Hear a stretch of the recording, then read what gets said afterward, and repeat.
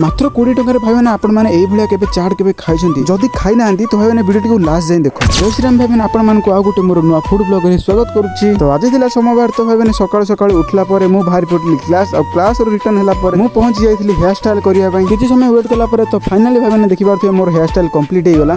तो आपण मानू केमिति लाउची हेयर स्टाइल प्लीज मत कमेंट सेक्शन निश्चय भाव कहीकि जिवे। संध्या बेले मु आ मो सांग मार्केट रे पहुंचला बेले भाई मैंने देखि पारथि आमे गरम गरम चाट दीटा ऑर्डर कर देइदिलु। भाई हमर केमिति कोन बनउछथि भाई मैंने देखंतु वीडियो को लाइक शेयर सब्सक्राइब निश्चय भाव कर देबे। जे माने को चाट खाइबा को बहुत भल लागे तो भाई मैंने प्लीज मत कमेंट रे निश्चय भाव कहिबे। तो भाई मैंने 500 सब्सक्राइबर पय टारगेट अछि प्लीज चैनल को सब्सक्राइब कर दियंतु। 500 सब्सक्राइबर कंप्लीट हे जिवो बहुत शीघ्र। फाइनली सांग माने एबे देखि पारथिबे चाट हमर पूरा बनै कि भाई कंप्लीट कर दिछंती। एई ब्लॉग टी आपनकर चाट लवर सांग मानन को टैग कर देबो। तो भाई मैंने आज फूड ब्लॉग टी पसंद लगे निश्चय भाव लाइक शेयर सब्सक्राइब कर देबे।